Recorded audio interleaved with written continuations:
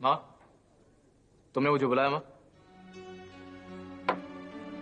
अब तो तुम्हें बुलवाना पड़ता है, और जल्दी ऐसी नौबत आ जाएगी कि एक घर में रहेंगे लेकिन बातें टेलीफोन या खतों के जरिए होंगी। नहीं माँ, ऐसी बात नहीं है। तुम तो जानती हो कि आजकल मैं चारों ओर से मुश्किलों में घिरा रहता हूँ। यही सब प्रॉब्लम सॉल्व करने में लगा हूँ माँ। कौन सी प्रॉब्लम्स तुम्हारी जिंदगी में अब है ये तो मैं नहीं जानती। आ रही एजीएम की बात, वो प्रॉब्लम तो सॉल्व हो चुकी है। माँ, ऐसी बहुत सी बातें हैं जो एक एक करके मेरे सामने आ रही हैं, और इन बातों के लिए मैं तैयार ही नहीं हूं माँ। तुम्हारी भी कई ऐसी बातें हैं ऋषभ जिनके लिए मैं तैयार नहीं हूं। मसलन silver estates. Silver estates? Silver estates का मामला एजीएम तक तो बहुत गर्म था। उसके बारे में बात करते तुम्हारा खून खोने लगता था, और आज देख रही हूं कि सिल्वर एस्टेट्स का जिक्र करते ही तुम ठंडे पड़ गए। माँ, सिल्वर एस्टेट्स का मसला एक बेहद पेचीदा मामला है जिसे सुलझाने में वक्त लग जाएगा माँ। ऋषभ, मामला जैसे पहले था ना वैसा ही है। पेचीदा तो तुम्हें आजकल लगने लगा है। माँ, तुम अपने आप को इस कैद खाने से रिहा नहीं कर सकती तो कम से कम यहाँ बैठकर अपने दिमाग में आने वाले हर ख्याल को हकीकत तो मत बनाती फिरो। इसमें नुकसान तुम्हारे होगा, तुम्हें ही तकलीफ होगी माँ।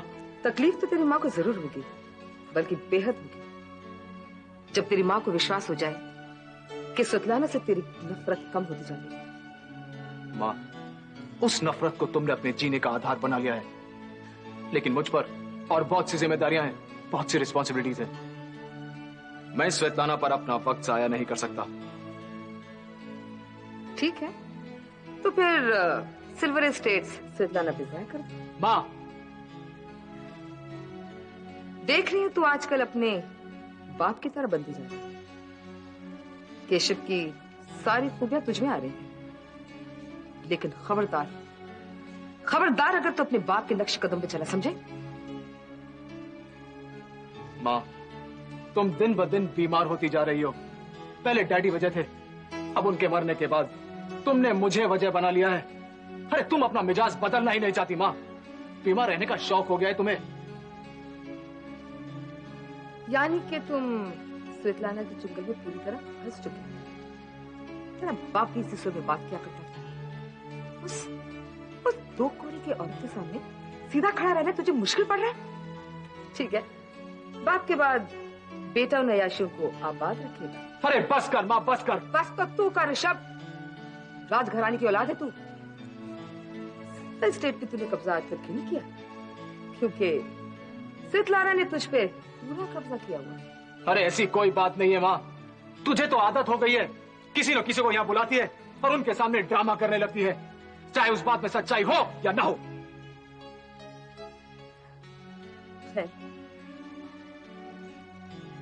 मेधा के साथ आजकल हो, अच्छा, तो अब स्वेतलाना का सिलसिला खत्म हुआ और मेधा का शुरू। क्यों माँ, मैं मेधा के खिलाफ एक लफ्ज नहीं सुनूंगा। Do you understand?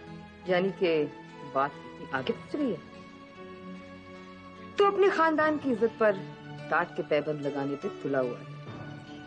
माँ, खानदान की इज्जत कमरे में बैठकर नारे लगाने से नहीं बढ़ती। And for your kind information, मैं अपने नसों में दौड़ते तुम्हारे राजघराने के खून की वजह से नहीं, अपने बाप केशव मल्होत्रा की वजह से जाना जाता हूँ। और हमारे खानदान पे लगे 4 चांद मेरे डैडी ने बहुत मेहनत से कमाए हैं। ये उन्हें किसी राजघराने के विरासत में नहीं मिले थे। You understand? और जो कीचड़ पोता था उसमें तो बहुत मेहनत लगी होगी, है ना? केशव को तो मैंने इस घर में गंदगी लाने से मना किया था। ऐसी लड़कियों का इस्तेमाल तो शौक पूरा करने के लिए किया जाता है, कीमत देख के फेंक दिया जाता है, घर में सजाया नहीं जाता। माँ, कभी कभी मुझे डर लगने लगता है कि आखिर कब तक मैं तेरी इज्जत कर पाऊंगा, कब तक तेरे कोख से पैदा होने का जुर्माना अदा कर पाऊंगा मैं। कहीं एक दिन तुम मुझे अपनी बेइज्जती करने पर मजबूर ना कर दो माँ। और आज तुम्हारी बातें सुनने के बाद मुझे ऐसा लग रहा है कि मेरे डैडी ने जो कुछ भी किया वो सब जायज था।